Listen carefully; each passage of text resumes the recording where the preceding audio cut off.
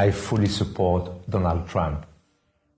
I am not a professional politician, and I also want to restart, to reset our corrupt and inefficient political system here. Chez nous, est-ce que vous voyez des gens qui, en Europe, commencent à correspondre au modèle Trump, Nicolas? En Belgique, on n'en a pas énormément. On a peut-être Michael Modric-Amen qui a défendu, qui se sent proche de Trump. America should not become another Brussels.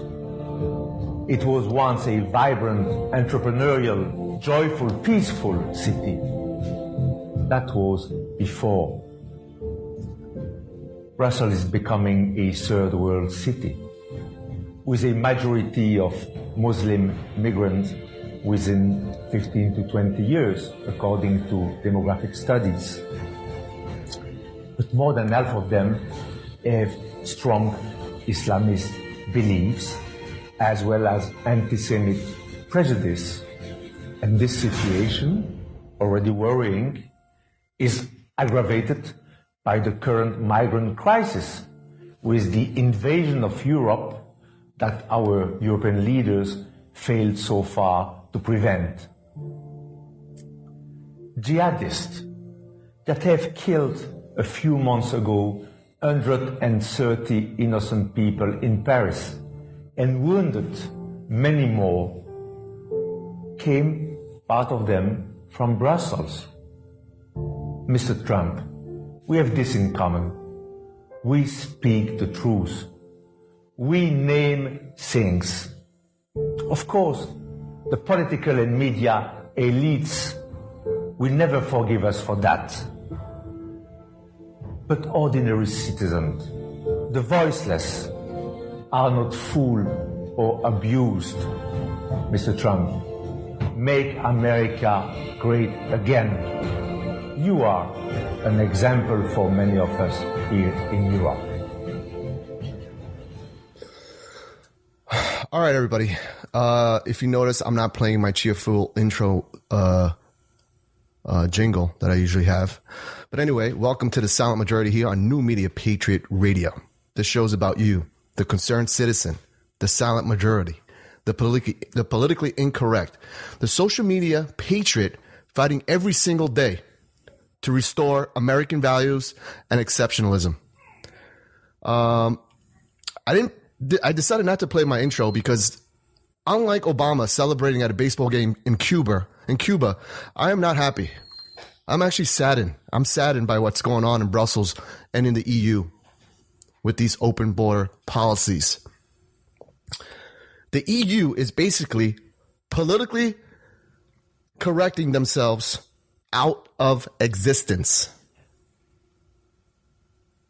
It is frustrating to see how our leaders here don't see that.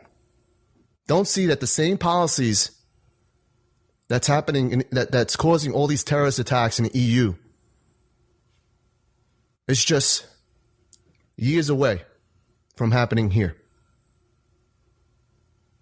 So, with that being said, today in Germany, yesterday morning, at least 34 people were murdered during rush hour in Brussels, Belgium. Germany, a country of 80 million, received over 2 million migrants and unvetted refugees in 2015. Chancellor Angela Merkel is expecting another million migrants this year alone.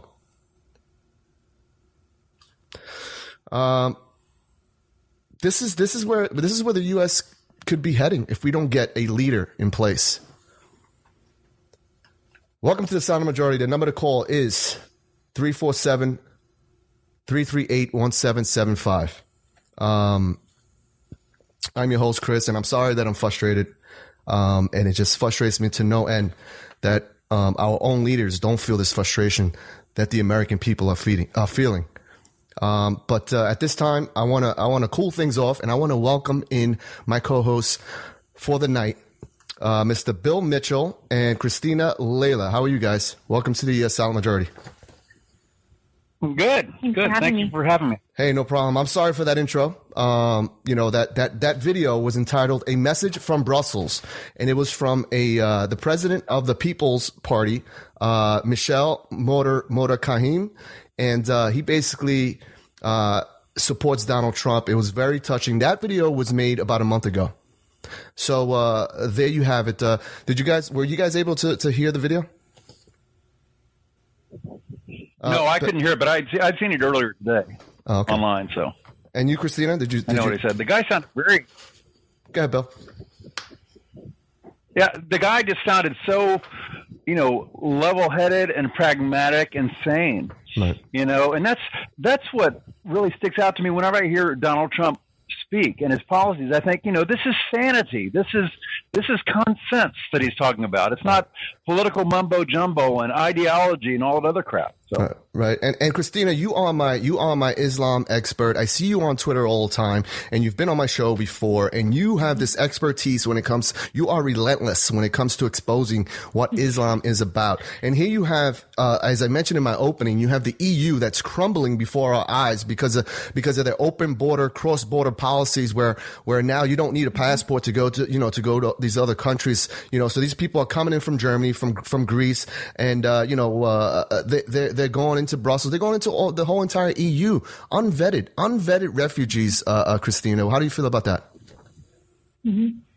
Well, Chris, I'm here today with a very heavy heart, and of course, my prayers go out to the families who are affected by this terrorist attack, this Islamic terrorist attack. We have to call it what it is. Mm-hmm. And it's these types of politically correct and supine responses from these so-called leaders that are putting the West in even more danger.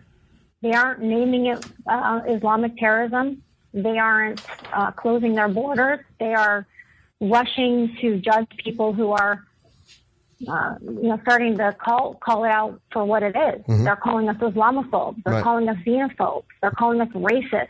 And we're not. We want to protect our loved ones. We want to protect our culture, our families, and our future for our children, grandchildren.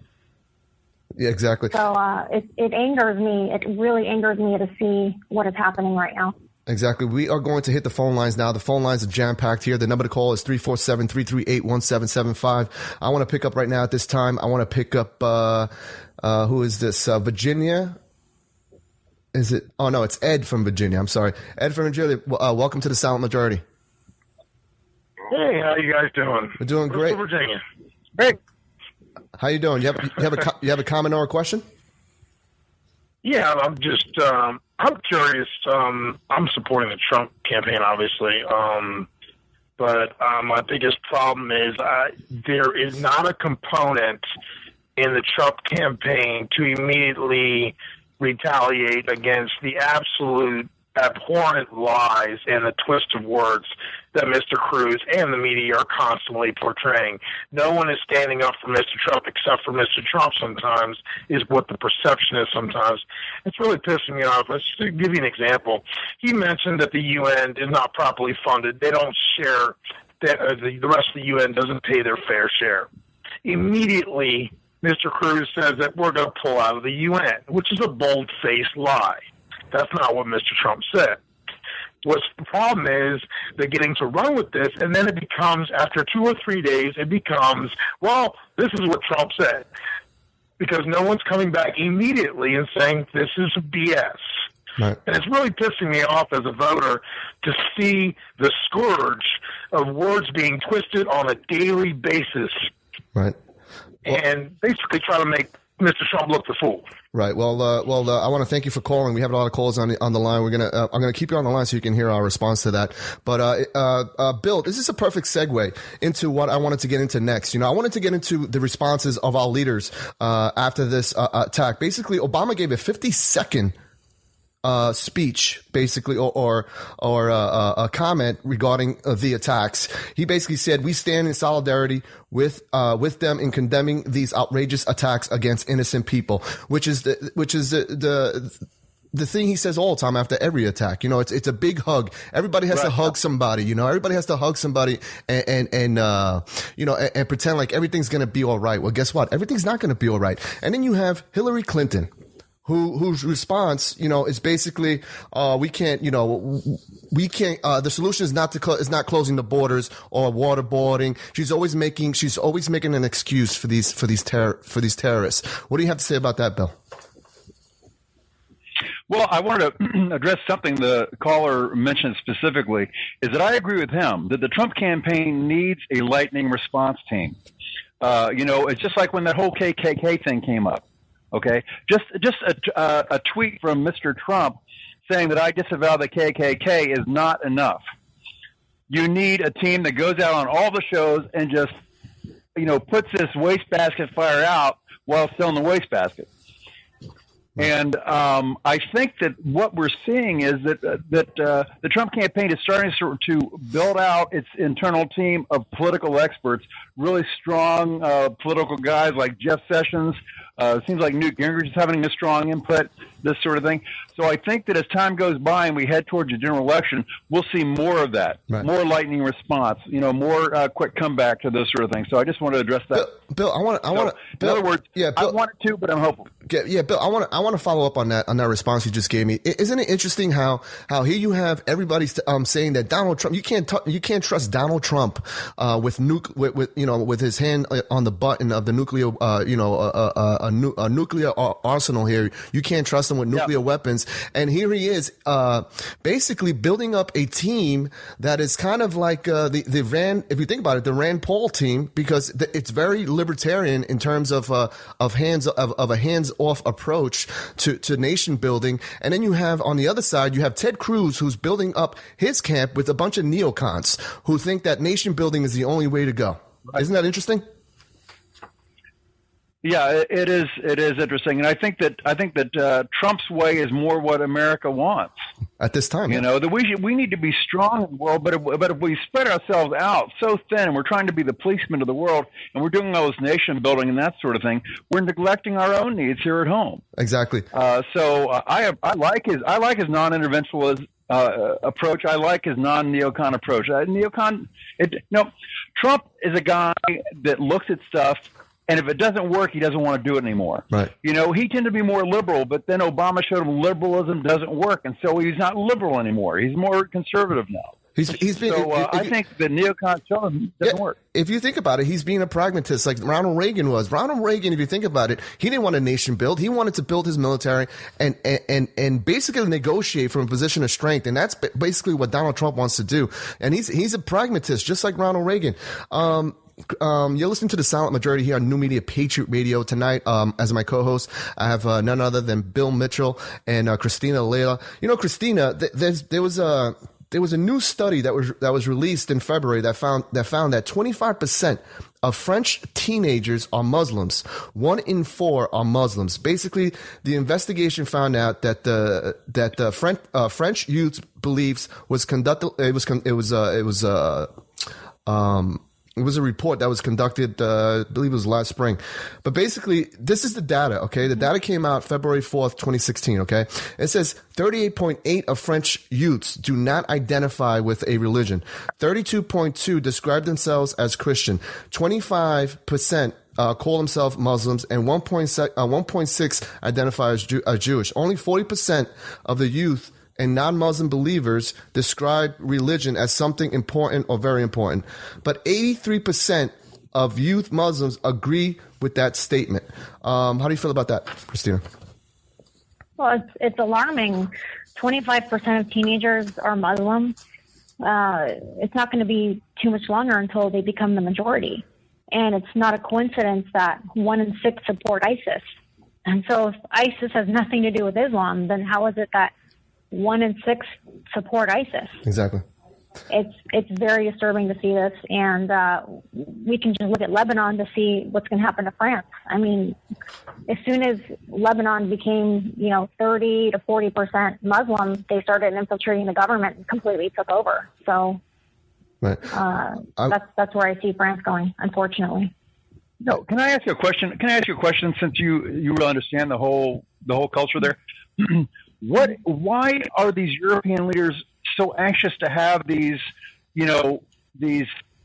And I've heard understand most of these migrants or most of these refugees are illiterate. They're uneducated. Why are they so anxious to have all these people in their country? What's